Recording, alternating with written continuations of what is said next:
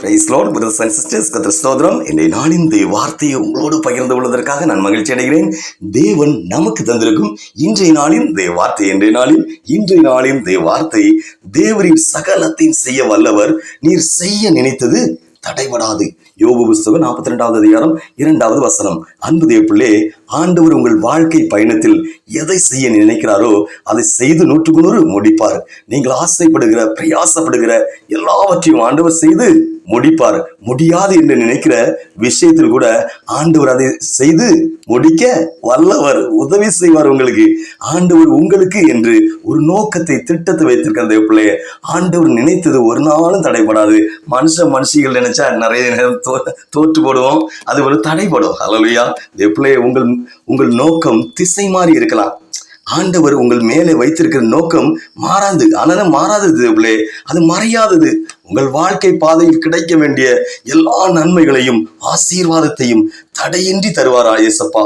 எந்த மனிதர்களாலும், மிருகங்களாலும், மந்திர தந்திரங்களாலும், ஏவுதல் வில்லு சூழியங்களாலும், அதிகாரத்தினாலும், ஹல்லேலூயா, பிசாசின் வல்லமையினாலும் அதை தடுத்து நிறுத்த முடியாது. ஏனென்றால் நாம் ஆராதிக்கும் தேவன் நல்லவர், வல்லவர், பெரியவர், சர்வலோகாதிபதி, சகலத்தையும் ஆளுகிறவர், சதா காலமும் உயிரோடு இருக்கிறவர். தேவப்பிள்ளையா, ஒரு கல்லும் மண்ணும் இல்லை உடைச்சு போடுவதற்கு. அல்லேலூயா. நேற்றும் இன்றும் மாறாதவர். எதற்கும் கவலைப்படாதீங்க தேவப்பிள்ளையே. அது நடந்து விடுமோ, இது நடந்து விடுமோ, அப்படி ஆகிவிடுமோ, இப்படி ஆகிவிடுமோ, இப்படி தடை வந்து விடுமோ, அப்படி தடை வந்து விடுமோ, அவர்கள் நமக்கு விரோதமாக எழும்புவார்களோ, இவர்கள் நமக்கு விரோதமாக எழும்புவார்களோ, இப்படி எதை நினைத்தும் பயந்து கொண்டு இருக்காதீங்க. நம் ஆண்டவர் சகலத்தையும் சரியாக்குவார். அவர் உங்கள் வாழ்க்கையில் செய்ய நினைத்தது 100க்கு 100 தடைபடாது. எப்போதும் மகிழ்ச்சியா இருங்க தேவப்பிள்ளை, சந்தோஷமா இருங்க. ஹல்லேலூயா. எப்படி சந்தோஷமா இருக்க முடியும், எப்படி சமாதானமா இருக்க முடியும் கேட்குறீங்களா? ஆண்டவர் உங்களுக்கு உதவி செய்வார். சந்தோஷம் குறையாமல் பாதுகாப்பார். எல்லோரிடம் அன்பா இருங்க. உங்கள் துக்கம் சந்தோஷமாய் மாறும் தேவப்பிள்ளை. உங்கள் உள் மனதிற்குள் இருக்கும் எல்லா கசப்புகளும் 100க்கு 100 இயேசப்பா மாற்றுவார். உங்களால முடியாது, இயேசப்பா மாற்றி தருவார்.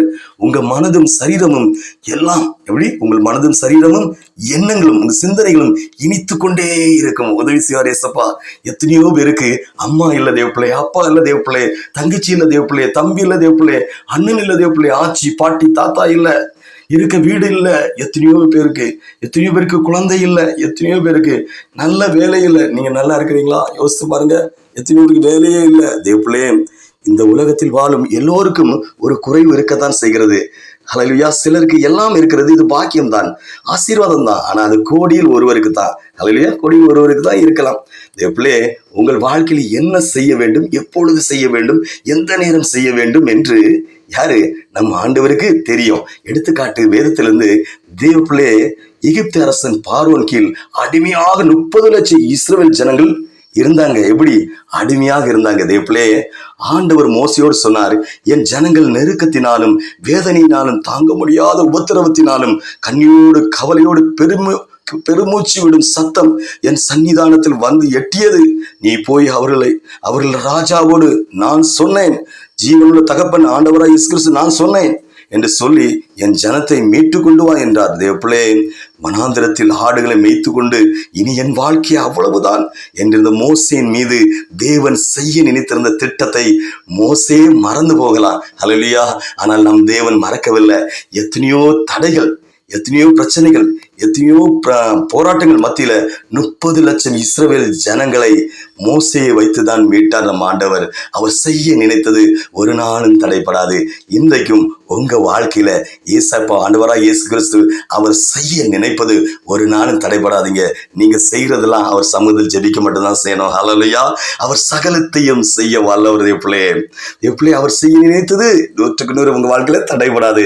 இனி நம் வாழ்க்கையில் அவர் செய்ய போகிற காரியங்களுக்காக ஜெபிப்போமா? ஜெபம். சகலத்தையும் செய்ய வல்லவரே இயேசப்பா, ஸ்தோத்திரம். ஆண்டவரே, நீர் என்னை கரம் பிடித்து நடத்துங்க ஆண்டவரே.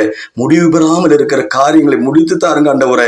நீர் என் வாழ்க்கையில் சகலத்தை செய்து என்னை ஆசீர்வதிங்க ஆண்டவரே. ஒரு சின்ன ஆசீர்வாதம் கூட தடையில்லாமல் நிறைவாக எனக்கு தாருங்க ஆண்டவரே. என் வாழ்க்கையில் நான் இழந்து போன எல்லாவற்றையும் திருப்பி தாருங்க, திருப்பி தர நீர் வல்லவரே சப்பா.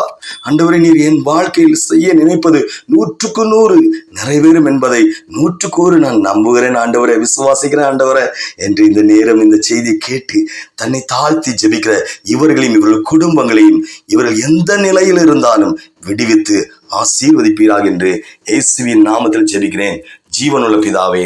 ஆமேன், ஆமேன், ஆமேன். ஹல்லேலூயா, ஹல்லேலூயா.